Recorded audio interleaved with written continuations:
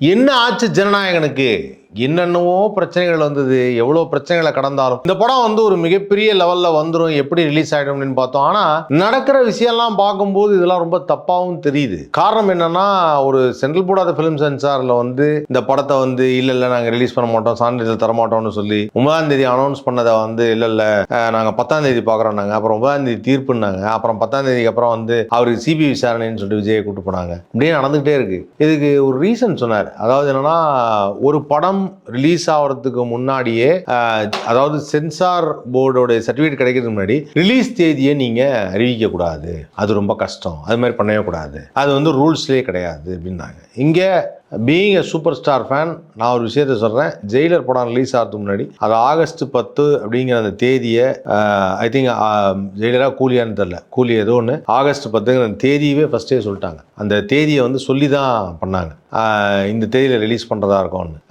எனக்கு என்னவோ இது காரணமாக தெரியல. அதுக்கப்புறம் இவர் இங்கே சுற்றி அங்கே சுற்றி அந்த படத்தில் வந்து அப்படி என்ன பேசியிருக்காருன்னு தெரில. அதான் நான் சொன்னேன்ல, பராசக்தி ரிலீஸ் ஆகிடுச்சு, ஜனநாயகன் ஏன் சார் ரிலீஸ் ஆகல அப்படின்னா, பராசக்தி பேசுனதும் பாலிடிக்ஸ் தான், ஜனநாயகன் பேசுனதும் பாலிடிக்ஸ் தான். ஆனால் ஜனநாயகன் பேசுனது கரண்டாக இருக்கக்கூடிய பாலிடிக்ஸ். இப்போ இருக்கக்கூடிய பாலிடிக்ஸில் அவர் ஸ்டேட் கவர்மெண்ட்டையும் எதிர்க்கிறாப்புல, சென்ட்ரல் கவர்மெண்ட்டையும் எதிர்க்கிறாப்புல. ஆனால் அதே சமயத்தில் ஜனநாயக இதில் பராசக்தியில் வந்து பார்த்தீங்கன்னா 1964 அப்போ இருந்த சென்ட்ரல் கவர்மெண்ட் வேற, ரெண்டாவது அப்ப இருந்த ஸ்டேட் கவர்மெண்ட்டுக்கு சப்போர்ட்டா இருக்கு படம். எப்படி ரெண்டு மேட்ச் ஆயிடுச்சு பாருங்க. ஸ்டேட் கவர்மெண்ட்டுக்கு சப்போர்ட்டா இருக்கு படம். ஏன்னா அப்ப இருக்கக்கூடிய அண்ணாதுரை அவர்களும் கலைஞர் அவர்களும் இருந்த அந்த வாழ்ந்த அந்த காலகட்டத்தில் அவங்க நடந்த அந்த போராட்டத்தை பத்தி எடுத்திருக்காங்க. அப்புறம் காங்கிரஸ் அந்த சமயத்தில் வந்து சென்ட்ரல் கவர்மெண்ட்ல இருந்தது அப்படிங்கிறனால அதை பத்தி கொஞ்சம் காமிச்சிருக்கிறாங்க. பட் இப்போ என்ன ஆயிடுச்சு அப்படின்னா, இவர் ஆல்ரெடி வந்து எல்லாரையும் வந்து சித்தப்பா பெரியப்பான்னு தான் கூப்பிட்டுருக்கிறாரு விஜய். ஸோ அவர் என்ன பண்றாருன்னா, இப்போ படத்துலையும் வந்து டேரக்டா எதிர்க்கிறாரு. இவங்கள தான் நான் எதிர்க்கிறேன் அப்படின்னு சொல்லி எதிர்க்கிறாரு. சரி, அவங்கள தான் எதிர்க்கிறேன்னா மிச்சம் உள்ளவங்களாம் என்ன ஆனாங்க அப்படின்னு பார்த்தா,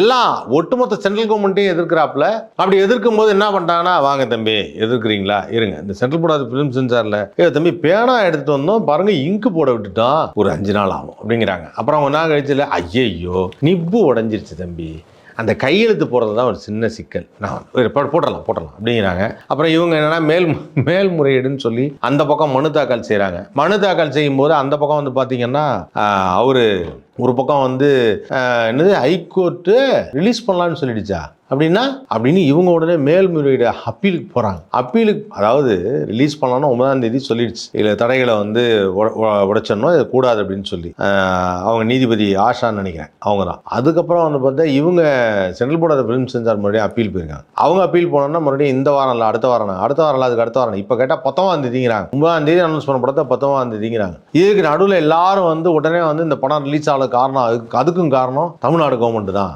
அப்படின்னு ஒரு இதுக்கு வந்திருக்காங்க. அவங்க புரியாதவங்களுக்கு ஃபர்ஸ்ட் ஒரு விஷயத்தை சொல்றேன், இதுக்கும் தமிழ்நாடு கவர்மெண்ட்டுக்கும் எந்த சம்பந்தமும் கிடையாது.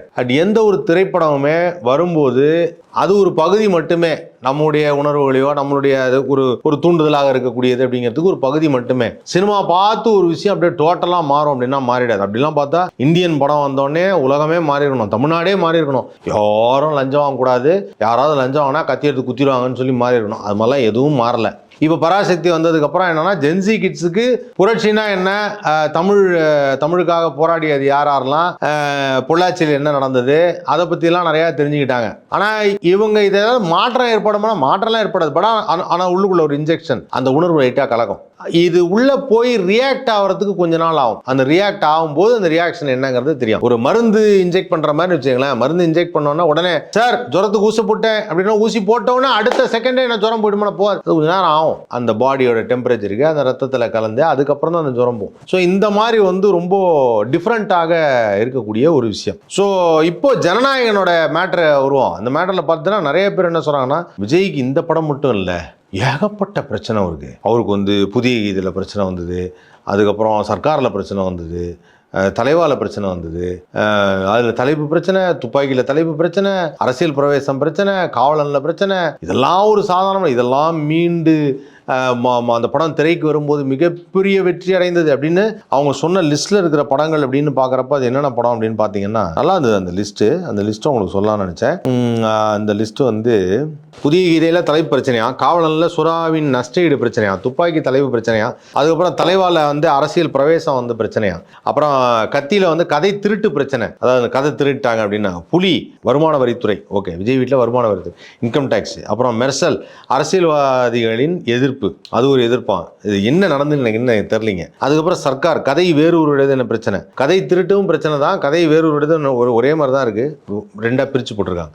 பீஸ்ட் வன்முறை அதிகம், எதிர்ப்புகள் கிளம்பியது. பிகில் இசை வெளியீட்டு விழாவில் நடந்த மோதல், மாஸ்டர்ல வருமான வரித்துறையினர் விஜயை அழைத்து சென்றது. அதாவது வருமான வரித்துறை விஜய் வீட்டுக்குள்ள வந்தது புலி போது, வருமான வரித்துறையினர் விஜயை அழைத்து சென்றது மாஸ்டர்ல. ரொம்ப நாளா அங்கேயே குடியிருந்திருக்காங்கன்னு நினைக்கிறேன். அதுக்கப்புறம் தான் கூட்டு போயிருக்கிறாங்க. அதுக்கப்புறம் என்னன்னா, ஜனநாயகன் பஞ்சாயத்து பெரிய அதிர்ச்சி ஒன்றும் இல்லை, ஆனால் இதையெல்லாம் தாண்டி படம் வெளியாகி பெரிய வெற்றியை நம்ம ரசிகர்கள் ஆவலுடன் கத்துருங்க. பாருங்க, தயவுசெய்து இதெல்லாம் கம்பேர் பண்ணாதீங்க. நான் விஜய் ஃபேன்ஸுக்கே சொல்லிக்கிறேன், இந்த மாதிரிலாம் எந்த பிரச்சனையும் அதனால புதிய கீரை சரியா போல, தெரியாதவங்களுக்கு சொல்லிக்கிறேன். தலைவா சுமாராக தான் இருந்தது, பெரிய லெவல் ஹிட் கிடையாது. புதிய கீரை சரியா போல, தலைவா சுமாராக இருந்தது. புலி சரியாவே போல, அதுவும் தெரியும். அந்த படம் பெரிய நஷ்டத்தை உண்டு பண்ணுச்சு. பீஸ்ட் நல்லா போச்சு, மிகப்பெரிய வெற்றி அடைஞ்சுன்னு நீங்க சொன்னீங்கன்னா அதை நம்புறதுக்கு நாங்க தயாரா இல்லை. அதுவும் சரியா போல. இதெல்லாம் வந்து இதுக்கும் இந்த மாதிரிலாம் வந்தா படம் ஓடிடும் அப்படிங்கிறதுக்கும் எந்த சம்பந்தமும் கிடையாது. படத்துக்கு முக்கியம் வந்து கதை. இந்த கதை எந்த அளவுக்கு இருக்கு, அந்த கதையில் அவரோட கதாபாத்திரம் என்ன மாதிரி இருக்காங்க, என்ன மாதிரியான களத்தை தேர்ந்தெடுத்துருக்காங்க, அதை எப்படி சொல்ல போறாங்க. நான் அன்னைக்கே சொன்ன மாதிரி வந்து என்னன்னா, அரசியல் படம்னு வந்துருச்சுன்னா, ஏற்கனவே அரசியல் வெற்றி கொண்ட திரைப்படங்களை வந்து தெலுங்குல வந்த படங்களே நிறைய இருந்தது. அதான் பரத்தினம் இருந்தது. அந்த படத்தெல்லாம் ரீமேக் பண்ணியிருந்தா கூட ஒரு சான்சஸ் இருந்திருக்கும். பட் ஏதோ காலம் போன கடைசியில் எதுக்காக பாலையா படத்தை ரீமேக் பண்ணாங்க அப்படிங்கிறது தெரியல. ஸோ பாலையா படத்தை ரீமேக் பண்ணி இப்போ அது கூட விஜய் ரசிகர்கள் என்ன சொல்றாங்க, அது எங்க இஷ்டம், நாங்கள் கேசரி சாப்பிட்றோம், பொங்கல் சாப்பிட்றோம், பாயாசம் சாப்பிட்றோம், உனக்கு என்ன வலிக்குது அப்படின்னே கேட்டுருக்குறாங்க. நியாயம் தானே, நமக்கு என்ன வலிக்குது, நமக்கு ஒன்றும் பிரச்சனை கிடையாது. நீங்கள் பாயாசம் சாப்பிடுங்க, பொங்கல் சாப்பிடுங்க, முந்திரி பருப்பு போட்டு சாப்பிடுங்க, சாப்பிடாம கூட பண்ணையாக கிடக்கும், நமக்கு என்ன பிரச்சனை, ஒன்றும் பிரச்சனை இல்லை. ஆனால் ஒன்றும், இந்த படம் எப்போ ரிலீஸ் ஆகுதோ அன்னைக்கு தான் கவுண்ட் டவுன் ஸ்டார்ட்ஸ். இப்போ இந்த படம் வந்து 19ஆம் தேதி தான் தீர்ப்பு அப்படின்னு சொல்லியிருக்காங்க. 19ஆம் தேதிக்கு மேலே அப்படின்னா கண்டிப்பாக பிப்ரவரி மாதம் படம் வரும்னு நினைக்கிறேன். பிப்ரவரி மாதம் வந்ததுன்னா, எங்கேயோ போயிட்டு இருந்த நான் என்னையாப்பா போட்டிக்கு எடுக்கிறீங்க மாதிரி சூர்யாவே வந்து நீங்களாம் எல்லா படமும் ரிலீஸ் பண்ணுங்க, பின்னாடி வர அப்படின்னாரு. இப்ப அவர் கூடவே சேர்ந்து டிராவல் பண்ணுவார் போல இருக்கு விஜய். அப்புறம் திடீர்னு தியேட்டர் உரிமையாளர் சங்கத்தில் ஒன்று சொல்லிட்டாங்க, ஜனநாயகன் ரிலீஸ் ஆகல, நம்ம வேணா தெரி ரிலீஸ் பண்ணலாமா அப்படின்னா எனக்கு ஒண்ணுமே புரியல. எனக்கு தெரி ரிலீஸ் பண்ணலாமோன்னா அந்த பக்கம் உடனே வந்து சன் பிக்சர்ஸ் சொல்லியிருந்தாங்க, மங்காத்தா ரீரிலீஸ் பண்றோம் அப்படின்னாங்க. ஸோ ஆக மொத்தம் என்னன்னா, ஒரு பெரிய கேம் ஒன்று நடக்குது. இந்த கேம்ல யார் வெற்றி அடைய போறான்னு தெரியல. இந்த மங்காத்தால ரிலீஸ் ஆகி 23ஆம் தேதி ரிலீஸ் ஆகுது. இப்போ அந்த படம் யாருக்கு போட்டியா இருக்கும்னு நம்ம நினைச்சோம், ஜனநாயகன் ரிலீஸ் ஆனால் போட்டியா இருக்கும், 10 நாள் கலெக்ஷனுக்கு மேலே அப்படியே நெருக்கி பிடிக்கணும் அப்படின்னு இருக்கோம்னு நினைச்சோம். ஆனால் இங்கே என்ன ஆயிடுச்சு, பராசக்தி ரிலீஸ் ஆகி 5 நாளைக்கு எந்த படமும் இல்லாமல், அதுக்கப்புறம் வந்து ஜீவாவோட படம், அந்த தலைவர் தம்பி தலைமையில்னு ஒரு படம், அப்புறம் பாவாதியார்னு ஒரு படம், அதுக்கப்புறம் திரௌபதி 2 வேற. திரௌபதி 2 ஒரே ஹிஸ்டாரிக்கல் தான்.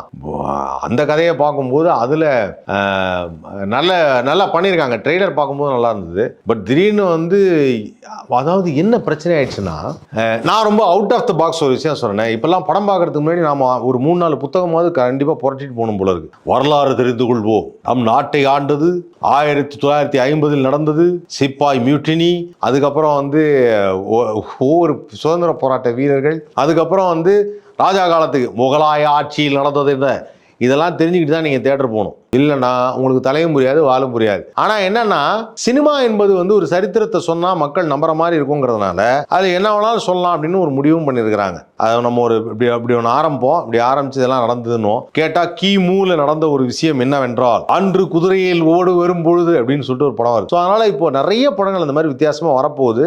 இதுக்கு முன்னாடி உங்களுக்கு ஒரு விஷயத்த சொல்கிறேன்.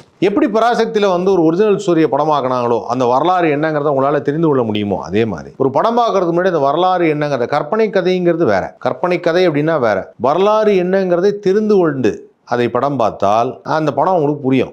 ரொம்ப நாளைக்கு முன்னாடி இப்படி தாங்க ஹேராம் ரிலீஸ் ஆகி, ஹேராம் ரிலீஸ் ஆகும்போது தியேட்டரில் ஒருத்தர் பக்கத்தில் உட்காந்துட்டு அவர் வந்து கேட்குறேன், தம்பி கிலாஃபட் மூமெண்ட்னா என்ன அப்படின்னாரு. அப்புறம் இல்லை சார், கிலாஃபட் மூமெண்ட்னா அந்த கிலாஃப் ஹத்து மூமெண்ட், அதான் சார் கிலாஃபட் சொல்லிட்டு திரும்ப படத்தில் பாய்ச்சின்னு போயிடுச்சு. அப்புறம் கொண்டாங்க, தம்பி குவிட் இண்டியா மூமெண்ட்னா என்ன அப்படின்னாரு.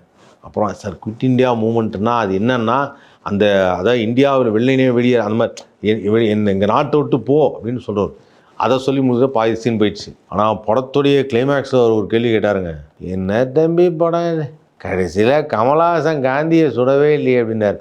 ஆனால் பாவி நீ கொடுத்த 50 ரூபாய்க்காக காந்தியை சுட்டது அவர் இல்லை கமலஹாசன் தானே, யாராவது நம்ம படம் எடுக்க முடியுமாடா, இது என்னடா கதையா இருக்குன்னு. அதனால வரலாறு தெரிந்து கொள்ள வேண்டும். வரலாறு தெரிந்து கொண்டால் மட்டும்தான் நீங்க திரைப்படத்தையே பார்க்க முடியும். சில ஹிஸ்டாரிக்கல் ஃபிலிம்ஸை, not for all the call kind of films, சரியா? அதனால அதையும் கொஞ்சம் முயற்சி செய்யுங்க. ஜனநாயகன் என்ன மாதிரியான புரட்சியை உண்டாக்குது 19ஆம் தேதிக்கு மேலங்கிறத பார்ப்போம். ஆனால் தயவு செய்து நான் மறுபடியும் சொல்றேன், ஜனநாயகன் படம் ரிலீஸ் ஆகணும். அந்த படம் ரிலீஸ் ஆகணும், அந்த படத்தை எல்லாரும் பார்க்கணும், ஃபேமிலியோட கொண்டாடணும், மிகப்பெரிய வெற்றி அடையணும். இந்த ஆசை எனக்கும் இருக்கு. காரணம் என்னன்னா, விஜய் நடிக்கக்கூடிய கடைசி படம்னா அவரே சொல்லிட்டார், அது ஒரு சென்டிமெண்டலான எமோஷனலான ஒரு விஷயம். அதை கொஞ்சம் டிராவல் பண்ண விடுங்க. இந்த விஜய் ஃபேன்ஸ் எல்லாம் சேர்ந்து கோயிலுக்கு போகிறது, கோயிலுக்கு போகும்போது வீடியோ எடுக்கிறது, அப்புறம் வீடியோ எடுத்துட்டு அங்கே இருக்கிற அந்த உற்சவர் மூலவரெல்லாம் வீடியோ எடுத்து வைக்கிறது, பூஜை பண்ணுறது எடுக்கிறது, அது எல்லாமே அஃபென்சிவாக இருக்குது. எதுவுமே எல்லாமே தப்பு. அப்படி தப்பாக ரீல்ஸ் போடுறது, அது ஒரு பெரிய பிரச்சனையாகுது. அப்புறம் இவருக்காக மொட்டை அடிக்கிறேங்கிறது வேண்டாம். தயவு செய்து ரசிகர்கள்லாம் கொஞ்சம் பொறுமையை கடைபிடிக்குமாறு தாழ்மையுடன் கேட்டுக்கொள்ளப்படுகிறது. அதே சமயத்தில் மற்ற ஹீரோஸ் படம் வரும்போது ரொம்ப கிண்டல் செய்ய வேண்டாம்.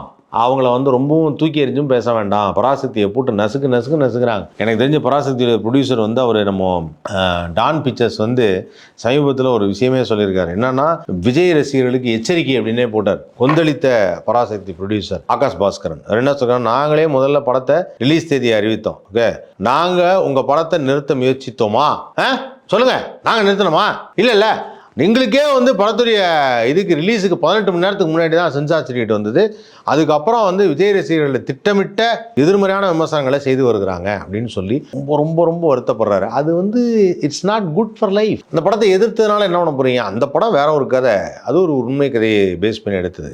அந்த கதை எப்படி இருக்குங்கிறத அதோடைய ரசிகர்கள் பார்த்துட்டு அவங்க டிசைட் பண்ண போறாங்க. விஜய் ரசிகர்கள் நீங்க என்ன டிசைட் பண்ண போறீங்க? அதை பண்ணாதீங்க. ஜனநாயகனுக்காக வெயிட் பண்ணுவோம். ஜனநாயகன் எப்படி இருக்குங்கிறத தியேட்டர்ல போய் பார்த்து அந்த பாட்டு, டான்ஸு, லாஸ்ட் ஒரு வாட்டி ஒரு டான்ஸு அப்படின்னு சொல்லி அந்த இதெல்லாம் பார்த்து என்ஜாய் பண்ணலாம். வெயிட் பண்ணுங்கிறேன். எதுக்கு நம்ம அதை பற்றி நிறையா பேசுவோங்கிறேன். பட் இது தொடர்ந்து நிறைய பிரச்சனைகளை உண்டு பண்ணிகிட்டே இருக்குது. திடீர்னு ஒரு தடவை சரி ஓகே சென்சார் தந்துடலாம் அப்படின்னு விஜய் ஏதோ ஒரு ஸ்டேட்மெண்ட் பண்ணேன், விஜய் சென்சாரை வாங்க மறுப்பு அப்படின்னு. என்ன தம்பி நீங்கள், நாங்கள் கொடுத்தா நீங்கள் வாங்க மாட்டேங்கிறீங்க, அப்புறம் நீங்களா ஒரு தடவை கேட்குறீங்க, எங்களால் அப்போ கொடுக்க முடியல அப்படின்னு 2 பேரும் பேசிகிட்டே இருக்கிறாங்க. ஆக மொத்தம் இப்போ ஜனநாயகனில் இவ்வளவு எதிர்ப்பை சம்பாதிக்கக்கூடிய அளவுக்கு அந்த படத்தில் என்ன இருக்குது சார்? அதில் மிலிட்ரி காட்சிகள் இருக்குது, அதில் எம்பளம்லாம் யூஸ் பண்ணியிருக்காங்க. ஒரு மிலிட்ரியை வச்சு ஒரு ஸ்டோரியை வச்சு டெவலப் பண்ணி அமரன் ஒரு படம் ரிலீஸ் பண்ணாங்க. அதெல்லாம் நல்லா தான் இருந்தது. ஒருவேளை அது இந்திய ராணுவங்கிறதுக்கு போல பாகிஸ்தான் ராணுவம்னு காமிச்சிட்டாங்களா? அதனால் அந்த படத்தை ரிலீஸ் பண்ணிட்டாங்களா? எனக்கு அதுவும் ஒரு டவுட்டாக இருக்குது. ஸோ அதனால் எதிர்ப்பு சொல்லணுமேங்கிறதுக்காக ஜனநாயகனை சொல்லிட்டு இருக்காங்க. அந்த எதிர்ப்பை எப்படி சமாளிக்க தெரியாமல் ரொம்ப போராடிட்டு இருக்கிறாங்க ஜனநாயகன் டீம். இதில் என்ன வருத்தம்னா, சம்பளம் வாங்கிட்டாப்ல விஜய், டைரக்டர் சம்பளம் கிடச்சிருச்சு, எல்லாருக்கும் செட்டில்டு. மாட்டினது யார்? படத்துடைய ப்ரொடியூசர், டிஸ்ட்ரிபியூட்டர், தியேட்டர் உரிமையாளர். இவங்க தான் பெரிய லெவலில் சிக்கிருக்காங்க. இதனால் ஏற்பட்ட பிரச்சனை என்ன? ஒரு 8 ஸ்க்ரீன் இருக்குது அப்படின்னா 8 ஸ்க்ரீனில் 5 ஸ்க்ரீனில் ஜனநாயகன், 3 ஸ்க்ரீனில் பராசக்தின்னு போட்டு எல்லாம் டிசைட் பண்ணி வச்சுருந்தாங்க. இதெல்லாம் பண்ணிடலாம் சார். ஃபஸ்ட் நாள் 8 ஸ்க்ரீன்லையும் போட்டுடலாம். 2ஆம் நாள் பார்த்தீங்கன்னா இது ஒரு 3 ஸ்க்ரீன், இது ஒரு 4 ஸ்க்ரீன், அது 4 ஸ்க்ரீன் போட்டுடலாம் அப்படின்னு டிசைட் பண்ணி வச்சுருந்த நேரத்தில் வேறு எந்த படமுமே ரிலீஸ் ஆகாமல் போய் ஒரு 5 நாளைக்கு இட் பிகேம் எ ஜங்க். எல்லா தியேட்டர்காரங்களுக்கும் பெரிய பிரச்சனையாகி இந்த படத்தை எப்படிங்க ரிலீஸ் பண்ணுறது, ஒன்றுமே பண்ண முடியல அப்படின்னு சொல்லி அந்த பக்கம் அவங்க யோசிக்க, சார் படம் வரலன்னா தியேட்டரில் எப்படி சார் ஓட்டுவோம் அப்படின்னு சொல்லி இவங்க யோசிக்க, நான் ஒரு இடத்துல போகிறேன், 8 ஸ்க்ரீன்லேயும் ஒரே படம் ஓடுது, ஒரு ஸ்க்ரீன் 3/4 பேர் தான் க்ரௌட் இருக்குது. என்னென்னு பார்த்தா வேறு என்ன பண்ணுறதுன்னு தெரில, எந்த படமுமே இல்லை. அதுக்காக அங்கன்னா அனகொண்டா ஓடிச்சு அதையா போட்டு விடுவாங்க, அதை போட்டு விட முடியாது, கஷ்டம். அப்படி ஒரு பிரச்சனையில் இருக்கிறாங்க. அதனால் பாதிக்கப்பட்டவங்க இவங்க தான். ஸோ இவங்களுக்கு ஒரு நல்லது நடக்கணும்னா இந்த படம் மிகப்பெரிய வெற்றி அடையணும். ப்ரொடியூசர் விஜயோட கடைசி படம்னு சொல்லியிருக்கார். இந்த படத்து மூலிமா நல்ல லாபம் அடைஞ்சு அவர் லைஃப்பில் நல்லா இருக்கும். அதுதான் நான் வேண்டிக்கிற ஒரே ஒரு விஷயம். அதுக்கு தயவு செய்து விஜய் ரசிகர்கள் பொறுமை காக்கவும். போட்டு எல்லா இடத்துலையும் போட்டு யாரை பார்த்தாலும் அடிச்சுக்கிட்டே இருக்காதீங்க. அது உங்களுக்கே எதிர்ப்பாக கிளம்பிடும். அது ரொம்ப ரொம்ப தப்பு. தயவு செய்து கேட்டுக்கங்க. It's my request. இல்லை நான் கேட்க முடியாது, நீ யாரா சொல்கிறதுக்கு அப்படின்னு நினச்சிங்கன்னா தேங்க்யூ.